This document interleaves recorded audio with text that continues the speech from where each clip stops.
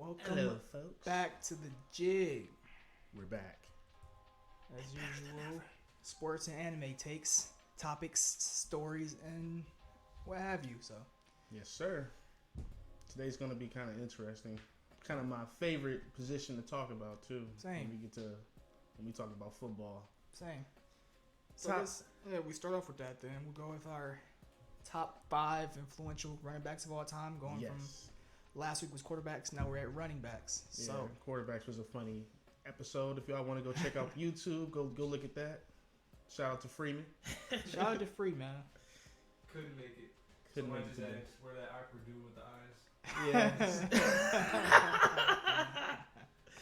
Yeah. Yo, he couldn't make it. He got a bowling tournament. Who do you think you are? I am. But anyways, SSJ Gokin said, "What's up?" What's good? shout out to my boy. Appreciate you. I'm gonna see you on Elden Ring later. But yeah, top 5 influential running backs. Yeah. We starting off with 5, counting down. Yeah. You want to go first, or Starting from 5 or starting starting from 5? from 5? All right. Well, for me, starting at 5 would be Marshawn Lynch. Oof. At 5, he's in the top 5. He's not. You saying Marsh? I mean, I had some honorable mentions and some others that I think could be in the top 5 at 5th, but I think Marshawn Lynch is definitely up there. He's arguable. Yeah, I mean, I can give it to you. That's arguable. Yeah, man. I mean, it's a lot of it's social media, not social media, but I guess more like entertainment presence off the field as well as what I he does thought on you the would field. say your boy from the Chargers. Or LT? Again, he's up there. I mean, I was just thinking just in general, just like what do we take away from Marshawn Lynch as far as who he is, what he does, how he goes about doing stuff. Gotcha. I think he's definitely up there. A lot of quotes. Got a lot of Marshawn Lynch quotes. Got a lot of Marshawn Lynch quotes. Yeah. You know why I'm here. Yeah. Most Take care of famously. your mental, your chickens.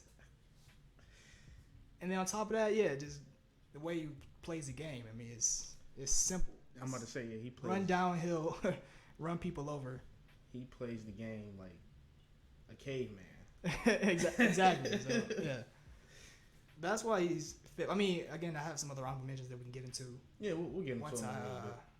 get through my top 5. But I'd say that's why he's at 5 for me, at least for right now. So at 4, I mean, I think from here on out, the ones are pretty obvious. Mhm. At 4, I got Emmitt Smith. Oof, that's why I didn't have him on. I mean, he don't get me wrong, he's great. I just influential.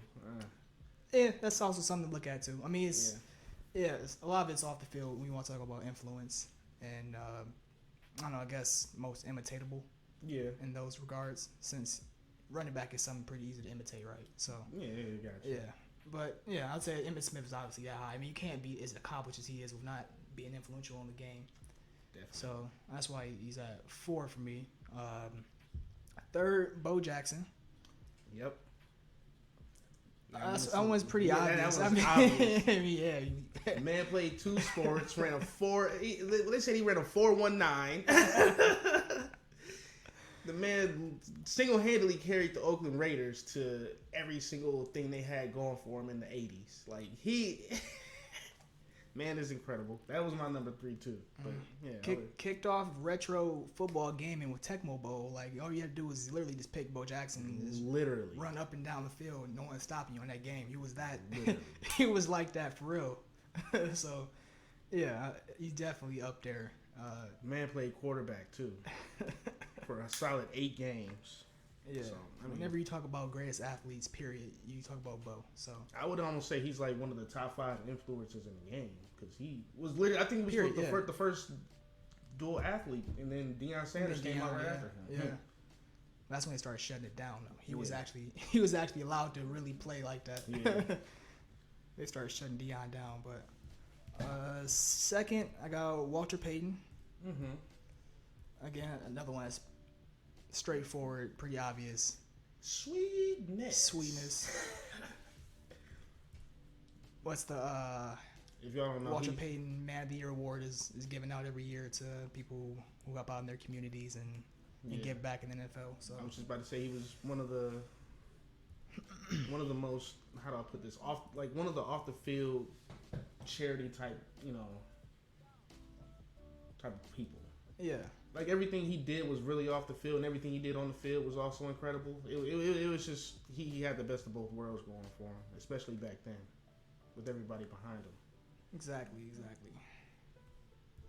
And well, not last, but in first, I mean this is a bit biased. So, but Jim Brown. Oof. It's a bit biased. I'll admit that, but I mean obviously he has a huge impact. I mean. He's literally like the prototypical running back for most people. Everybody, if you see AP running, if you see Jerome Bettis, any of these power backs running, everything is from Jim Brown. Yeah. Jim Brown ran like a man whose legs couldn't stop. He ran like a train, literally. And yeah, I would say most running backs up until what the 90s probably is imitating him. I would even say up until this decade, I would say. Yeah, pretty much. Up until the 21st century. Is when 2010s, really, yeah. And on top of that, he's an off the field icon as well. So he always has that going for him. So gotcha. That is I would say if I had to write it in stone, that's my top 5. But yeah, I had some more honorable mentions. So I mean, I'll let you get to your top 5 before we get to my honorable mentions though. All right, so at number 5.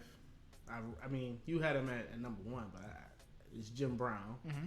Again, prototypical running back. He set the whole style for how a lot of these people run. Adrian Peterson, you can even see it in Saquon. Like all the prototypical running backs that run downhill, they got it from Jim Brown. It was taught from Jim Brown. Mm-hmm. And then number 4, I had LT. Mm-hmm. Just because, again, he set another bar because he was a dual threat type of running back, and I would say like maybe Brian Westbrook, but he was nowhere near as impactful as LT. Mm-hmm. LT literally caught the ball out the backfield, ran the ball for 1,600 yards, scored 28 touchdowns. Like he did a lot, and on top of that, off the field, he's doing his little commentating and what is he on NFL Network now? Yeah, I think so. Now the top 3 is where we kind of had it. I had Bo Jackson at number 3. Okay. Again, I think he's a top 5 most influential athlete of all time. That's me personally. But I'd agree with that for sure. But if we're talking about running backs, he's definitely number 3.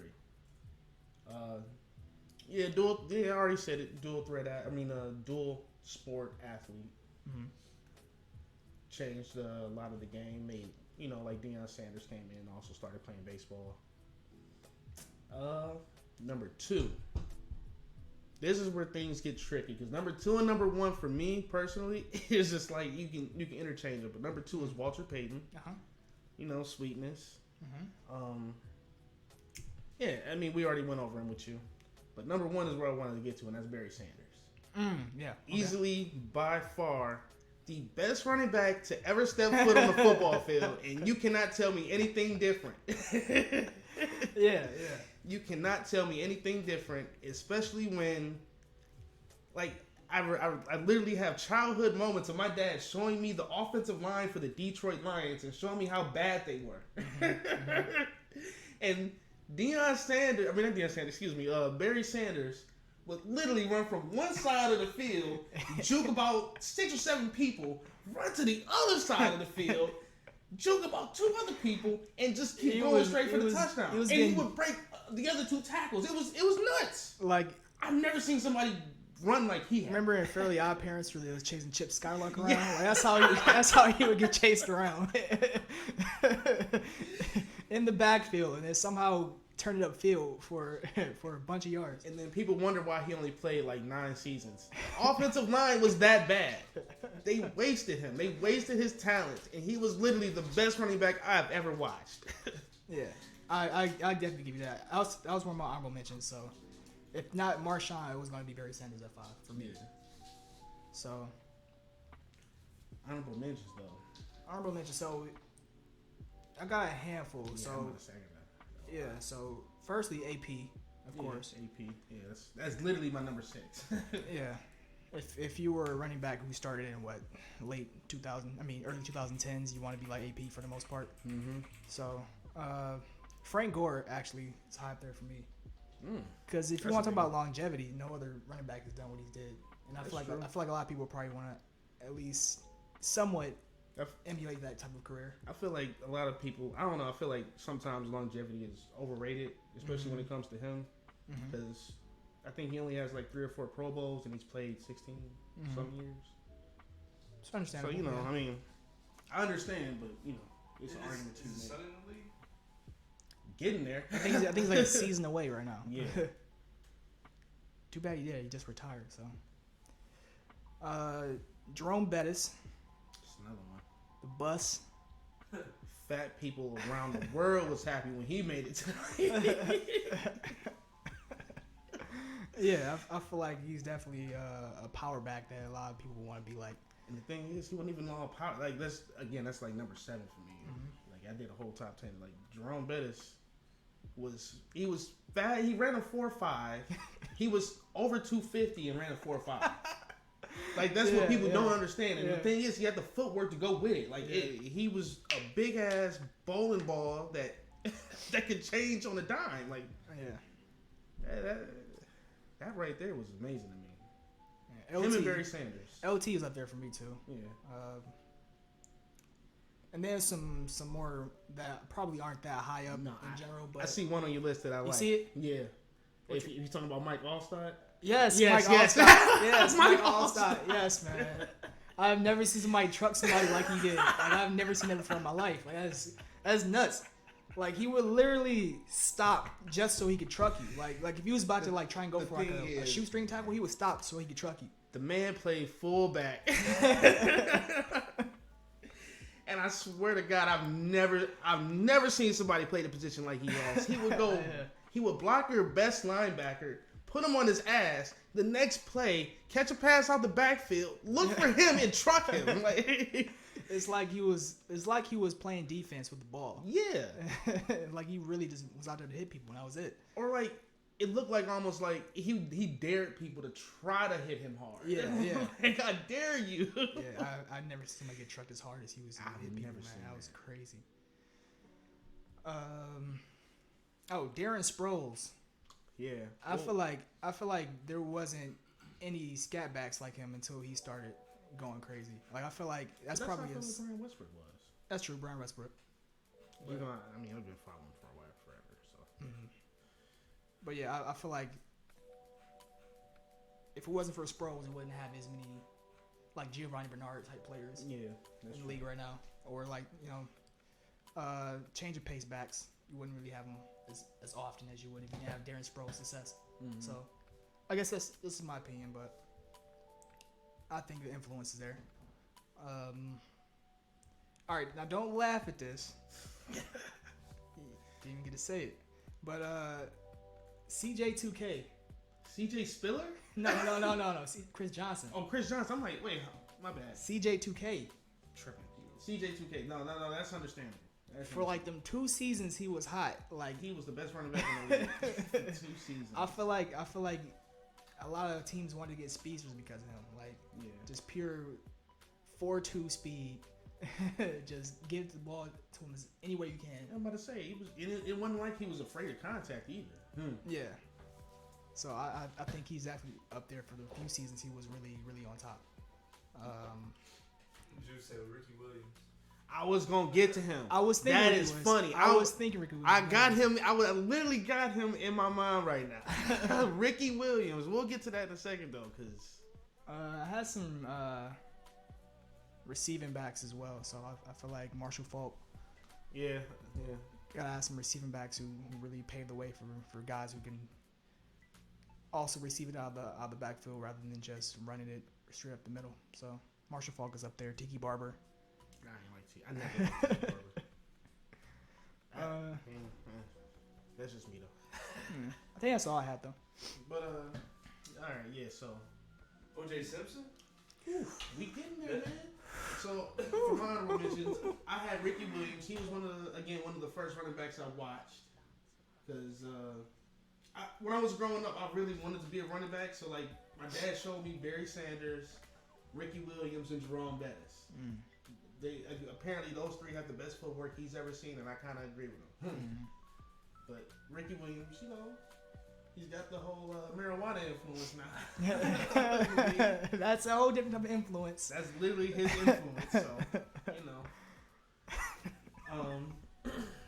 Who else? I had Ed Dickerson. Okay, yeah. Oh yeah, I forgot it. Yeah. So I mean, some of the players are going to be a little older. He's against What, Eric? Eric Dickerson. Yeah, I said Ed. Eric. Yeah, my bad.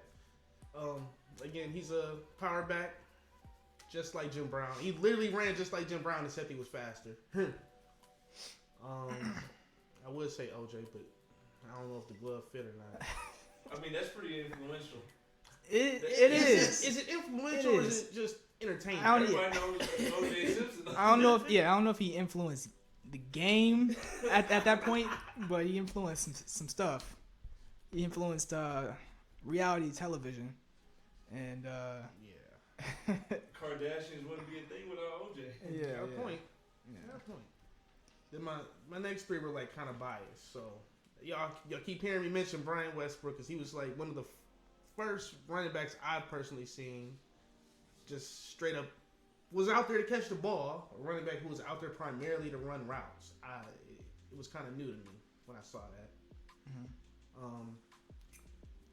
Priest Holmes. Oh yeah.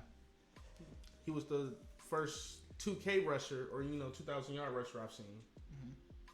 And then I want to say Jamal Williams, but that's a case for another story or a case for another day.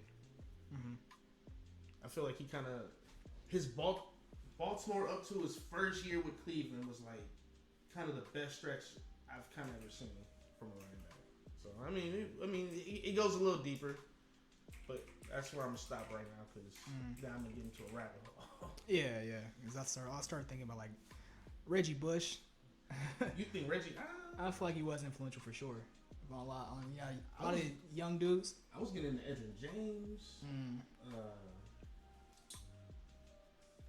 Who else?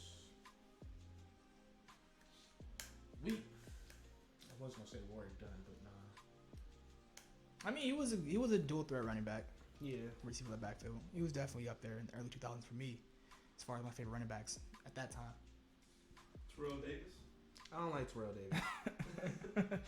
I mean, let me not be biased. He had a short career though. He had a very short career. This is why I don't like it. Yeah. Like a very, very. It was like 6. I don't even think it was 6 years. I think it was like 4 or 5. I mean, he had a 2,000-yard rushing season, and then so did O.J. But OJ set the. I feel like OJ is another thing with like Reggie Bush. Like in college, like they went dummy. Like I feel like a lot of players want to be like that because of how they played in college for the most part. We could probably do college a little later. Like our favorite college athletes, because that's a whole other thing from the NFL. I got some college athletes that nobody knows. But yeah. While we're on football, let's get into the next thing. Which I understand a lot of people are going to be like, they play, different positions, different styles, but, Ed Reed and Troy Polamalu. Who's the better DB? Who's the better? In their prime? Yeah. Yes, Now, a lot of people are going to say Ed Reed. Yep. And I get it. Yeah. The evidence is there. He's got more picks than him. I think he actually has more tackles than him, too. No, he has less tackles, actually. He does? He has 20 less tackles. Oof. I was just looked it up earlier today. So he has less tackles, and I think he has let me put up. I think Less tackles, less sacks. he has less sacks Mhm. than Polamalu? Oh, okay, yeah, that makes sense. And that's not surprising. That's Yeah. that's one of the reasons why I say it is actually really a hard debate because I've never seen a defensive back jump the snap count like Polamalu did. And the thing, and as Cleveland fans, we've had the pleasure of watching them the last 20 fucking years. Yeah. Just demolish the Browns. Yeah. So, I mean, if I had to choose, I mean, people will say Ed Reed, but I've never seen somebody play the game like Troy Polamalu. Yeah, same. Well, I'm not gonna say never, but I haven't seen somebody in a while like use their body to just straight up wreak havoc on the offense. Yeah, I'd say. And the thing, he did everything clean too. That was the other thing about it. I hated him because he would hit you and it would be a clean hit, but it would be hard as shit. I'd say Ed Reed was better in coverage. Yeah, for sure, better in coverage. But yeah, I think that's probably the two big things we're looking at is coverage versus just general solid defense and stopping on the ball. And the other thing is they do kind of play two different positions because in the NFL, a free safety is more like an extra corner, and a strong safety is supposed to be more like an extra linebacker. So pretty much, you kind of want to take it.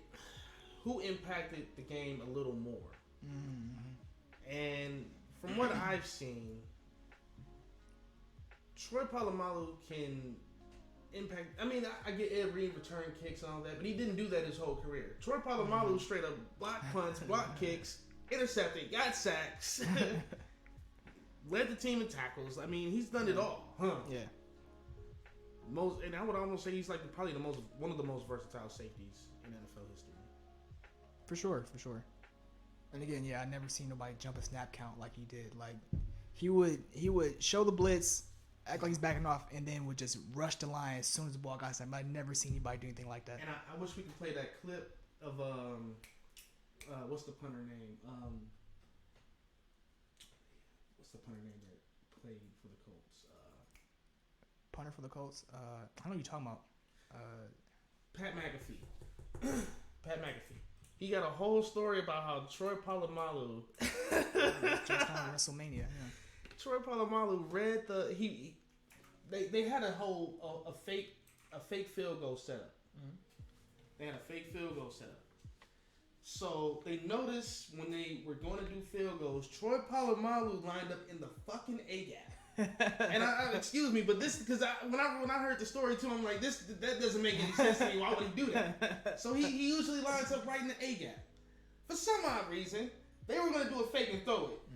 This dude comes all the way outside. He just says, "Okay, I'm ready." And now they have to change the play, and like they called a timeout and everything because literally he made that one adjustment. They were like, "We can't even run the play now." He was just smart enough to see what was about to happen. Yeah. If you hear him tell the story, you'll see it's kind of funny because when I look at it from a ex-football player standpoint, I'm like, yeah, that's kind of nuts. Why would he go over there?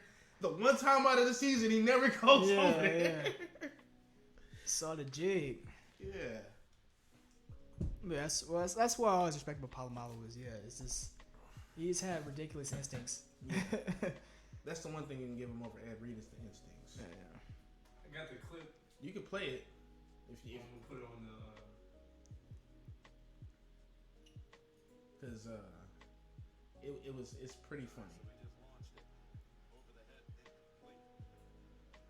Pat So McAfee.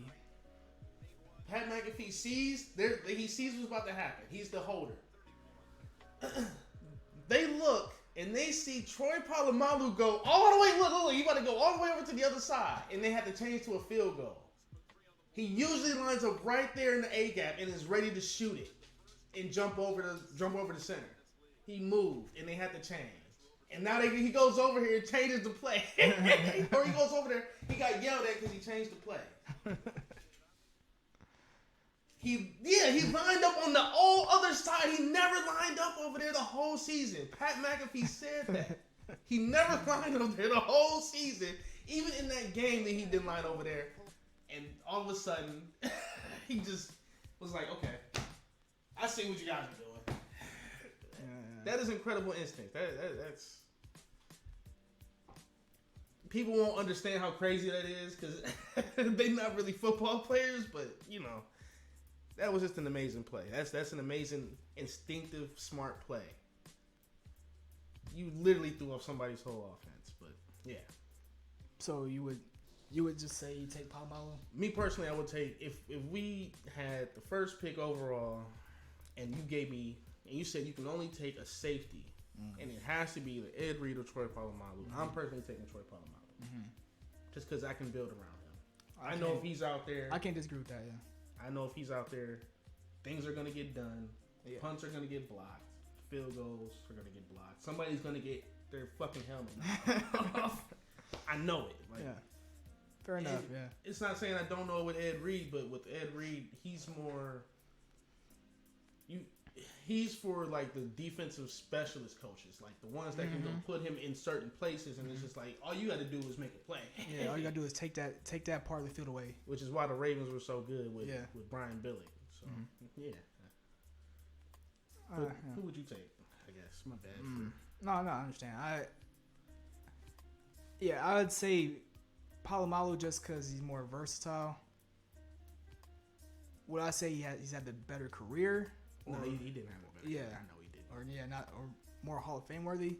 I wouldn't say that, but yeah, I would definitely take him for the versatility. Hell, I've even seen Troy Polamalu line up at defensive end. Like, yeah, I'd take him for the versatility. Every position.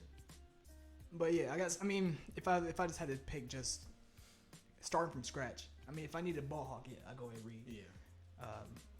But yeah, starting from scratch, I think I'd take Polamalu too. I'm not saying there's anything wrong with you taking Ed Reed. Just know I've seen Troy Polamalu up close and personal. I would personally take him over Ed Reed. Well, as far as the actual, like, see some accolades, it's like Ed Reed has one more Pro Bowl, one more All-Pro. That's crazy. They both have one Defensive Player of the Year. But yeah, Polamalu has 20 more tackles and 5 more sacks, 3 more sacks, and 2 more Super Bowls. 2 more Super Bowls. Yeah. 2 more Super Bowls. Polamalu ran a 4.33. He really? Wait, what? Yeah. Ed Reed ran a 4.57. Polamalu ran a 4.33. Yep.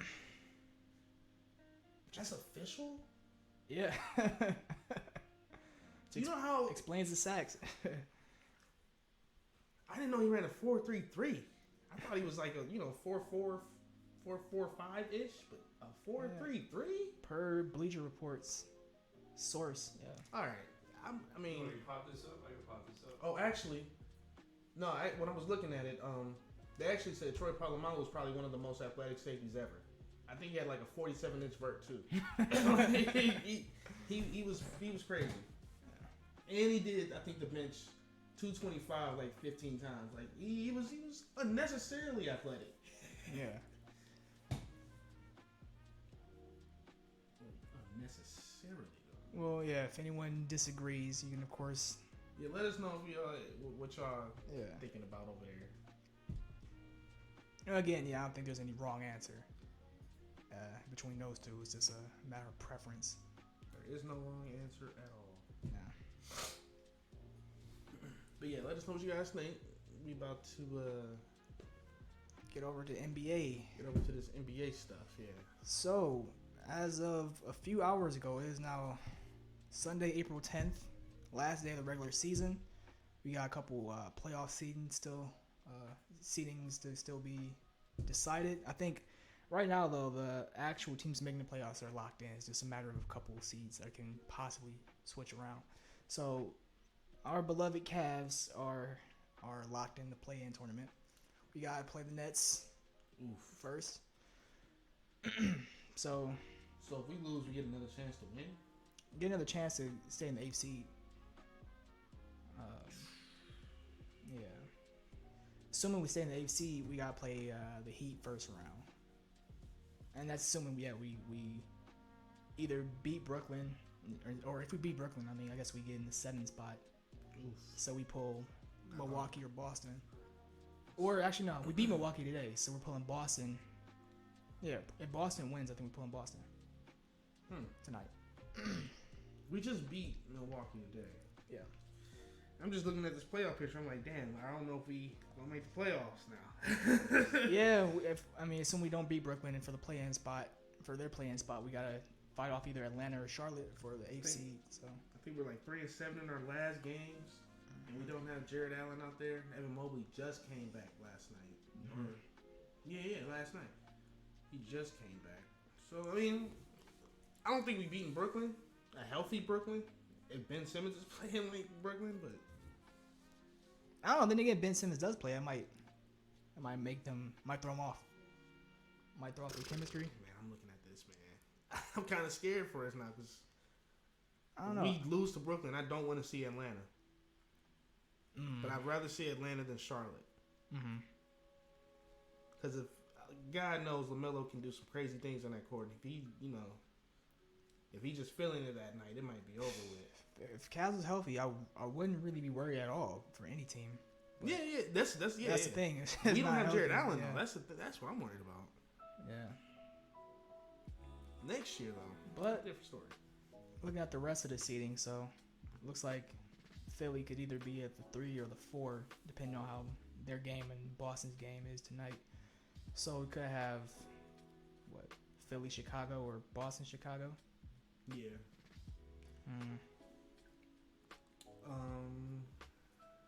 And then Boston, Philly, or Boston or Philly versus Toronto.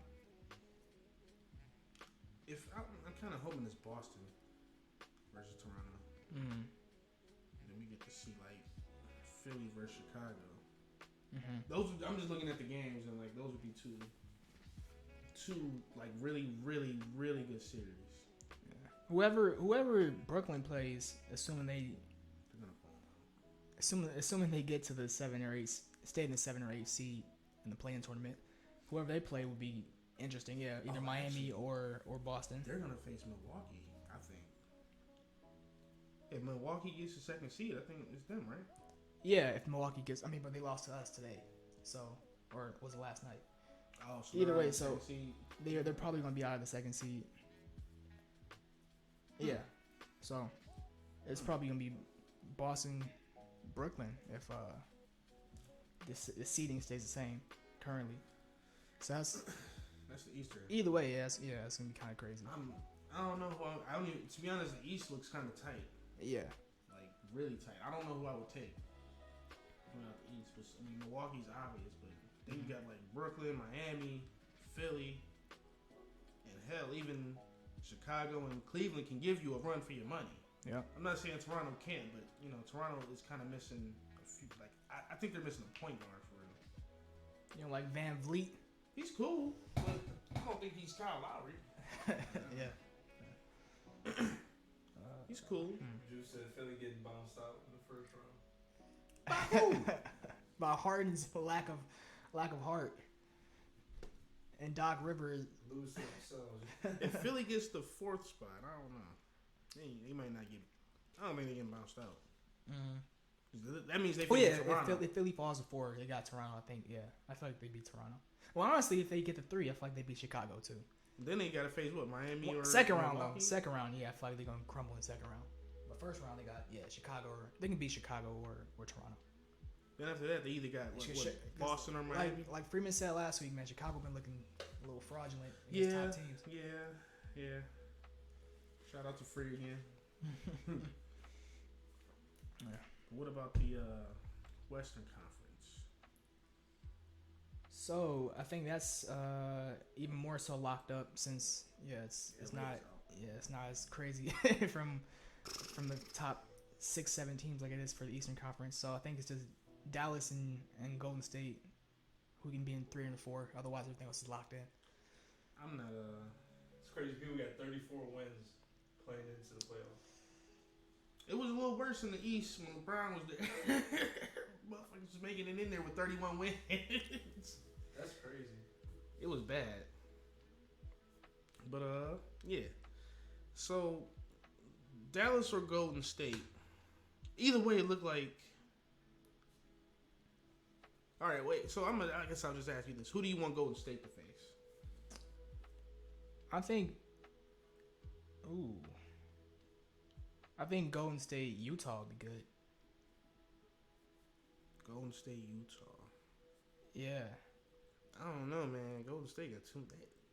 I think they're the favorites in this. Actually, you know how like Gilbert Arenas be talking about like you don't know who the actual playoff or like the actual you don't know who's coming out of the what am I trying to say here? The playoffs until the playoffs get there. Yeah. I'm Because wording that wrong, but yeah, I see what you mean. It's like Like on you paper, a lot of teams look good, but they gotta actually come out there and bring it. So. yeah, because now it's like matchups. I'm just sitting here looking at it like Golden State could wipe the floor with any of these teams if they playing. I was gonna say even remotely well as close they were to like 2017. I was gonna say Golden State, Denver, but it sounds like Jamal Murray isn't gonna be back, Nah. and neither is Michael Porter Jr. So I don't know how well Denver can do in the playoffs with them missing. Never about to waste Jokic like they wasted Melo. So yeah, I think I'd rather just see Golden State, Utah, and then yeah, Dallas and Denver is a good one. I think. So yeah, I feel like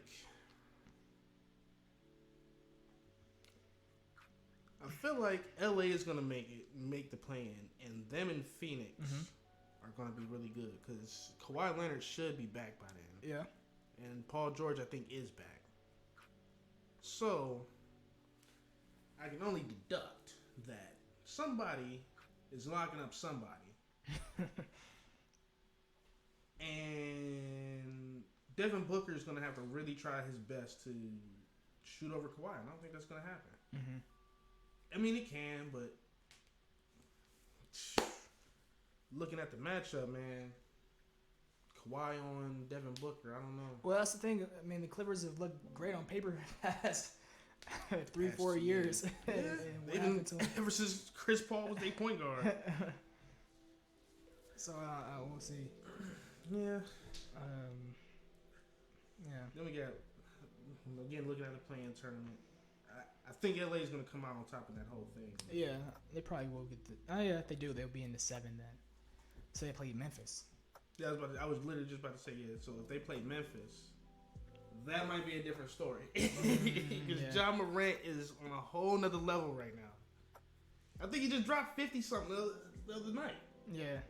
Like, he's casually just doing this now. He's casually making it look easy. Yeah, I don't think they wouldn't have an answer for Ja Morant. I don't think. Yeah, Ja Morant. Especially now with Paul George. Like, I don't know if he's back 100%. I don't know if he's like. You still play off P? Yeah.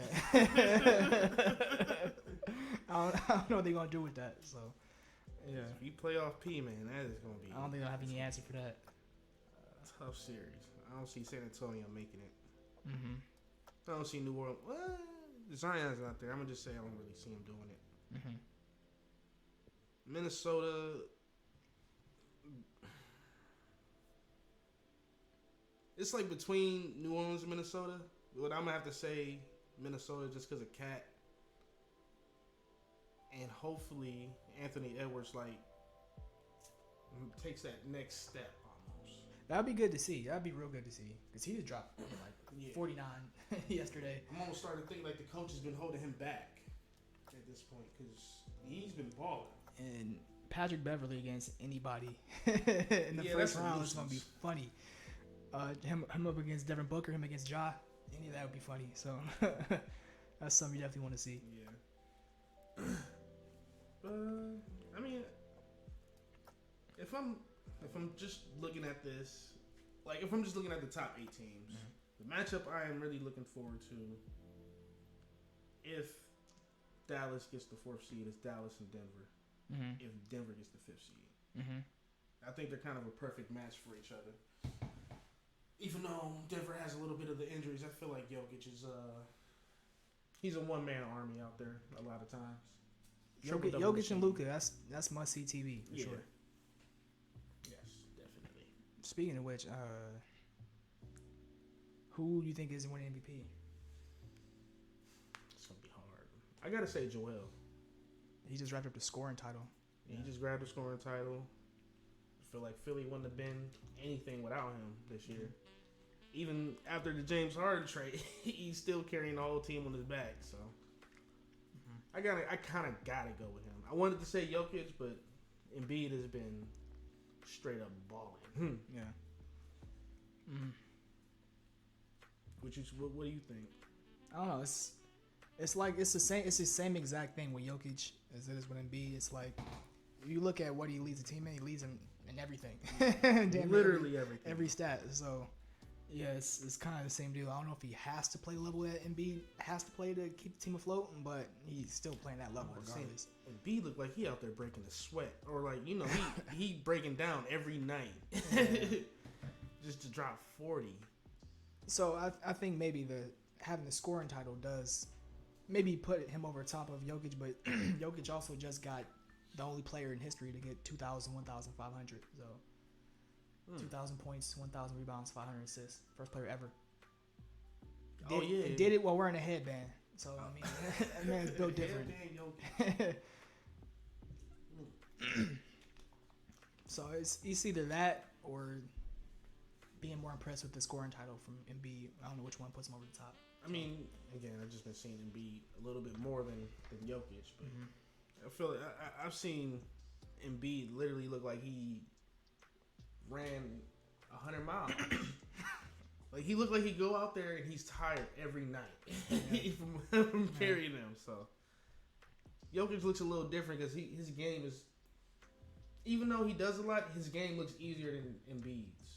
If that makes sense. Like maybe it's just because Embiid doesn't have the necessary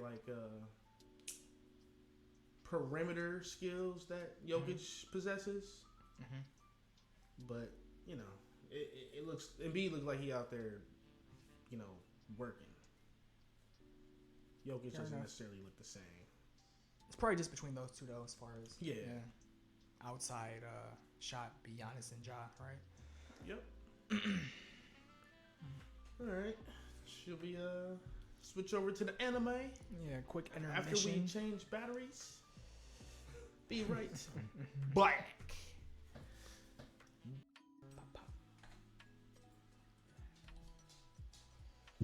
Welcome back. Welcome back. Oh. Sharingan. Yeah, so we're gonna rank who we think is the top 10 Sharingan users in the order that Naruto. And I also kind of wanted to look at show why CBR is kind of untrustworthy. Because what? Number 10 is Zuna. Even though I guess we don't have enough. We'll go. Well, yeah, if we're talking about 10 whole users. All I'm saying is what CBR doesn't seem to understand is that's Madara's brother. He awakened the Sharingan before his brother did. The only reason his brother got the Sharingan is because, got the Eternal. EMS. Yeah, because he got it. Because he got his Mangekyo, yeah. Yeah, and then we see what his does. So I'm just saying. I mean, I think it's just not enough screen time, right? It's not enough screen time, but I mean, those are his eyes, his powers. So I mean, you can take that as you want. Oh. Well, it's not just his alone. It's not right? his. It bolsters Madara's as well. So. Yeah. But yeah. I guess yeah. Number 10 is, according to them, is Madara's brother. Just I guess because just lack of screen time. That's probably, which is fair, I think. But yeah, it's fair. It's fair. Yeah. Who else? Who was next? Oh, number 9, Fugaku, Sasuke, and Fugaku, Itachi's dad, another Mangekyo Sharingan user. So okay, so this man was up for Hokage. And he's number 9. Well, no, the only reason I'm saying is we better get to number 8 and number 7. I'm like, what? Yeah. And when they planned the coup d'etat, he was going to take control of the Nine Tails. He was going to. So and he's very confident in his ability to do that. So as long as you somebody who can do something like that, you have a top tier. That's visual prowess. That's S tier visual prowess right there. Yeah. And on top of that, they were saying he was comparable to Minato and Orochimaru. We're both up for Hokage. Yeah. But, And when Itachi was taking out the whole clan, he specifically thought, this is not going to be a good matchup for me. Yeah. Up against his Mangekyo Sharingan. Specifically said, I don't know if I can kill this nigga. But then, His dad literally let him. So. But that's who they're ninth. So Number 8. They have this dude, Shin Uchiha. And I'm not even gonna lie. Why is he even on the list? Why is he on the list? He's a filler character for one. Let's get that straight. And then on top of that, this man's not an Uchiha. He's a. Bond said, he said Madara, Itachi, Sasuke, Kakashi. In order? I don't know if that's the order. He just said top 4. Okay. You're forgetting a few in there, my boy. We'll get into that in a I second. think You're forgetting a lot of people. He's saying things are getting spoiled. Oh. That's So, Naruto's been out for 12 years. I can't say spoiler alert now. But yeah, back to Shin. So test tube. Test tube Sharingan baby. Pretty much, he can manipulate his chakra to, make it metal, do whatever, and then on top of that, like he can make ninja tools bend to his will. Like that, he can make big ass ninja stars, or I can't think of the name of them. What were they? Chakra rods. That's what I'm trying to say. The rods. Except they would probably be like sharp shanks instead of actual rods. Like, I understand why you would think that, but then he got washed by Sakura. Yeah, it's not. No diff. You could have put somebody else up there for. Yeah. Sakura could have been in there. Like, anybody could have been at number 8. And then at 7 we have Indra. We have a god. So we have the first ever Uchiha at 7. We have a god at 7. Yeah. We'll go. But again, this is he's a reincarnate of Hagoromo. No, he's a son. Son of Hagoromo. He's a son, yeah. His eldest son. First, son of a god. Basically, you say he's first Uchiha. Yeah. He's the reason why Uchiha exists, passed down. He's the reason why Madara and Sasuke are reincarnates. Yeah. And yeah. And I guess you can't say you've seen that much. You haven't seen enough. I mean, you've seen him use Susanoo and other things, but you haven't seen him doing enough to put him that high. But you gotta assume he's like you gotta assume that just because of who he came from, and on top of that, he was fighting his other brother with the Susanoo and all this other mess. Like, and his older brother's definitely stronger. Yeah. But I mean, what do we know? CBR, I just don't understand their list. Like, I see the reasonings, I read the reasonings, but it doesn't make sense. It doesn't add up to like the what am I trying to, like, the present of, like, how everything turned out, kind of. It doesn't equal out. Well, at 6 they have Madara. Madara at 6. So, the literal God. I mean, not literal God. I'm gonna just say he is probably the best Uchiha outside of Izuna. Yeah, just straight combat skills. Yeah, Madara's probably top. But I mean, if we're talking just purely Sharingan, I guess I can see why he would be behind some, because that's another reason why I think Sasuke is 5. So I can kind of see why they did that. It's because we're talking about pure Sharingan abilities. Madara actually hasn't really shown a unique one. Like, as we get into it, we got Obito has a unique one. We got a new person saying his name's AJ Techstream. What up? What up, AJ? I know AJ. He said from 10 to 1, Donzo. Right, Sharingan users, Donzo? If we want to be literal, yeah. Well, that's 10. But we're talking about Uchihas, though. We're talking about, mostly Uchihas. But yeah, that's fair. Shin, he's at Shin at 9. I'm taking Shin off the list. Sarada, yeah, Sasuke's daughter. Sarada. Fugaku? Yeah. Sasuke and Itachi's dad. Obito? Yeah. Obito, okay. Is that 6 or 5? Kashi, Azuna? Uh-huh. Sasuke? Uh-huh. Itachi? Uh-huh. Madara. Itachi's number 1. Where is In my Shisui? eyes. Where is Shisui on that list? Yeah, I was about to say, hold on, Shisui got to be on the list. Yeah, you gotta go back to the drawing board, my boy. Kodo Amakabra, blah blah blah. Can't pronounce that jutsu, but yeah. Kodo Ama, can't say it. But yeah, I guess we'll keep trucking. But they got Sasuke. I think they got Sasuke at 5. Yeah, so I get why they got Madara at 6, Sasuke at 5. Just because, again, like you just said, Shisui has a unique Sharingan ability nobody else can replicate. Itachi has one nobody else can replicate. But Obito has one nobody else can replicate. It's just those unique abilities themselves are like unique Sharingan things. So I guess why they're higher than Sasuke and Madara. But the thing is, with Madara,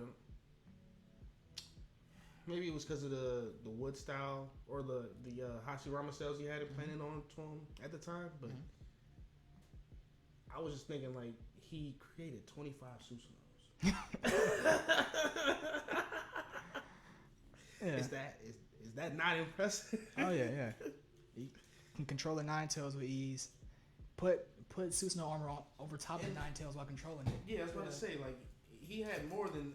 Although his abilities weren't unique, they were clearly excessive and more powerful than a lot of the people in the show up until Sasuke kind of got god powers. Yeah. And they got Sasuke at 5. I mean, but yeah, Sasuke, if you want to be literal, those are probably like top 2 strongest. Yeah. Other than Itachi, but as far as the actual Sharingan goes, I guess it's fair to say, as unique eyes, they're not higher than the rest. Sasuke would have to be below Itachi though. He is. You mean like? I mean like right below him, because they got Obito right past Sasuke at 4. His had a glaring weakness though. We'll get into it though. Well, yeah, that's next. So Obito at 4. So I see why he's ahead of Madara and Sasuke is because Kamui is a broken move that only he can use, right? Mm-hmm. Or him and Kakashi because they have the same eyes. But. Yeah. But the thing is, he couldn't. Maybe I'm just putting this into too much context. Mm-hmm. But Obito would he would get countered by people like Guy. Yeah. Because they understood his ability at that point. Yeah. And it's like once you understand it, it's like, is it really that impressive that you can? I mean, yeah, you can, go in tangible and travel actually a lot of places a lot faster than other people, but when it comes down to straight combat and we get into you literally have to be tangible to do whatever you want to do to me. Mm-hmm. And at that moment, I can fuck you up. That's literally Rock Lee. Mm-hmm. That's Guy. Mm-hmm. That's Kakashi. I mean, I don't know. I kind of got it a little different with Obito because just his Sharingan ability is easy to counter. Oh, I wouldn't say it's easy. If you understand it. And it's not just making himself intangible. It's using Kamui on other things and other people. Yeah. He puts you in his own dimension. What are you going to do to get out? Yeah, you got a point. Yeah. Or Kamui's your arm off. You're not lying there. It's just, we seen people like Conan have plans to take him out. He just got lucky one time. Mm-hmm. He literally got lucky that one time. Yeah. Otherwise the show was over. Yeah. But yeah, I mean, yeah. I just feel like he's kind of, once you understand what his ability is, easy to counter. I mean, but he doesn't have in addition to that, he can use Susanoo, he can use whatever, right? So he can use any other Sharingan techniques. It's just he has that one that nobody else can use. Take that back. I don't think he could use Susanoo. He didn't have both eyes. If he had both eyes, he could. Remember, he got that one eye crushed. Yeah, he got the. Yeah, I'm just thinking. If he had 2 eyes, he could. I'm just thinking because he had Mangekyo Sharingan. Once he gave both eyes to Kakashi, Kakashi could use it. You're right. So yeah. He had Mangekyo. Yeah, he could do that. So he can do any other Mangekyo Sharingan techniques if he had both eyes. Yeah. In addition to having one that nobody else can use. So I guess I understand why. I get it. That's why he's high. And that's also why Itachi. I think Itachi's next. No, Shisui's next at 3. So Shisui. So he's literally up there because of one ability at this point. Yeah. And apparently his Susanoo was actually pretty nice too. Yeah. Again, Mangekyo Sharingan user can use all the other Sharingan abilities, but he has a unique genjutsu. He has a genjutsu where he can put you under his hypnosis and make you think whatever is happening in your mind. But in reality, it's like any normal genjutsu, but it's intensified. Like, yeah, it's like Inception. It's like you have no idea this person put this idea in your head. Like you walking around. Like let's just say you woke up this morning. You really didn't wake up. You just thought you did. She just put you in a genjutsu. And it's so potent. You can only use it once every 10 years. Once every 10 years. Yeah.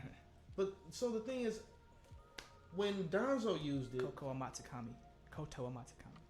When Danzo used it at the 5 Kage Summit, is it just me or did it seem like it was easy to break out of? I don't know if they actually use it or not. Cause he used it. No, because Aoi had the Byakugan. He said he can recognize that as Shisui's eye. So he said, "Are you actually controlling somebody right now? If you are, I don't trust you. I mean, if I think you are, so I don't trust you. I don't think he actually used it. From what I recall, he was using it on Mifune up until what's his name? Carl. Yeah. And he saw that he had the green chakra or whatever coming from his eye. He was like, yeah, what the fuck's going on? Yeah, because he recognized that as Shisui's eye and said, yeah, I know what it can do. But, I mean, I wouldn't say it's a counter. I would just say... No, I'm pretty sure he broke him out of it. Nah, I don't think that's what happened. He just recognized what it was and called him out on it. I'm going to have to look at it. But, that one genjutsu is pretty potent, pretty strong, pretty powerful. And on top of that, his Susanoo was no laughing matter either. Yeah. Shisui is an interesting thing. Yeah, and it's too bad he didn't have more screen time, but... Yeah, because he'd probably be over Itachi if he had probably would be, yeah. Itachi really looked up to him. That was like Big Bro to Itachi. If you Big Bro to Itachi, you something crazy, right? And then Itachi's at second. Understandably. Because, yeah, again, Tsukuyomi is something that nobody else really does. Yeah, it's a unique Sharingan ability. Literally a step below Koto Matsukami. Yeah. I said that right, yeah. Torture you for days in 2 seconds. Yeah, I'm about to say, you literally sitting there feeling torture for 24 hours and it's been 10 seconds in the real world. Nah, man, I'm cool. Yeah, and in addition to that, his Susanoo is crazier than most, right? Yeah, his Susanoo has Totsuka Blade. Totsuka Blade and Yataka mirrors. Yeah. He can repel any attack and he can seal anybody. Seal anybody away with the swipe of the blade. So, and then he still has Amaterasu, which is again another broken ability. Yeah, just sit there and burn you forever. It doesn't stop chasing you until it catches you and then burns you. And then the thing is about Itachi though, he didn't have to resort to that with his Sharingan. He could literally just take you on in combat. Yeah. And I would say, I want to say it's not until when he got to the hidden Mist Village to fight, was it the second Mizukage at the time? Third Mizukage? Third, I think. Yagura. Third? Yeah, Yagura. Was it third? Yeah.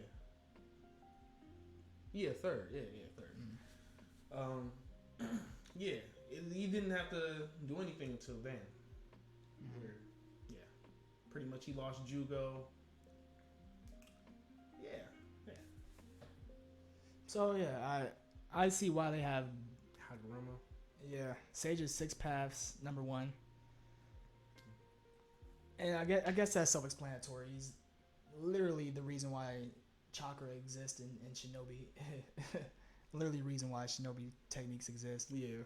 Had was it Sharingan, Rinnegan? I never really thought they would put him on this list though. Yeah, I mean it's kind of a given. I'm not sure why they'd even need to mention that, but yeah, obviously he had Mangekyo Sharingan, Susanoo. He made the tail beast. He made them. He literally, I'm about to say, literally split up chakra and made tail beast. Yeah. I mean, so the thing is with CBR's list, I just don't like that they include like a filler character like Shin. Shin is... Well, I mean... And on top of that, you can't just bring you brought him in for literally like 3 or 4 episodes and he got washed in every single one of them. And I get his adult Sakura, adult.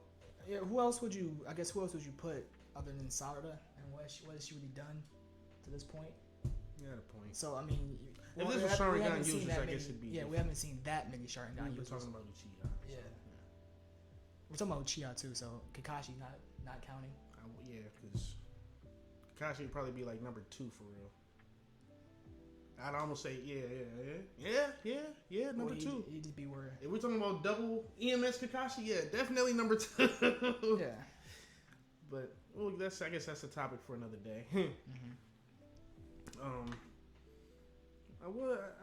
had a question though. I forgot what it was. It was so we kind of had this discussion before, but would you rather have the base Sharingan or the base Byakugan, or I guess regular or just Byakugan?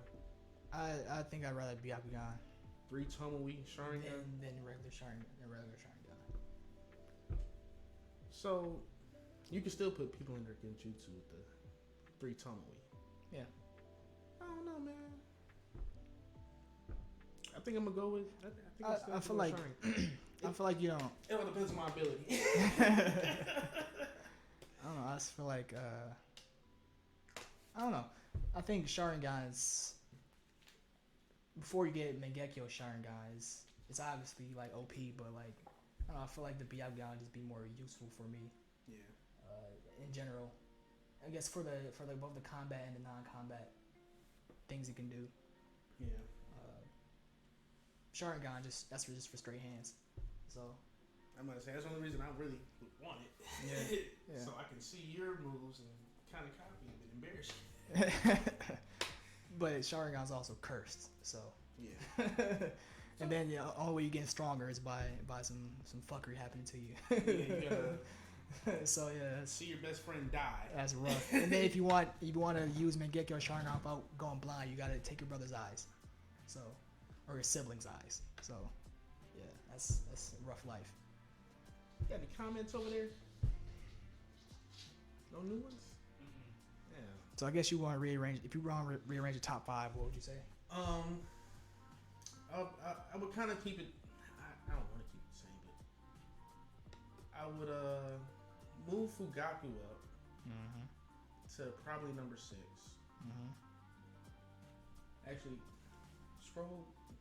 I just want to see who's at number 6 right now before I say that. Madara. Yeah. So yeah, I would take Shin out and put Sadara at 10. Okay. If we're just editing CBR's list. Madara will go above Shisui. But I think that's all I would really change. And maybe Azuna move up right behind Fugaku. Because I don't know strange time. But I know Azuna is definitely not the weakest one out there. Yeah. Know that for a fact. But yeah. Who was 7? 7? Fugaku? No, it was Indra. Indra. Indra was 7. That's got to go right behind. Actually, he's got to go number 2. If I'm being honest. More or less, yeah. Indra's arrow. That's pretty much Karen times 2.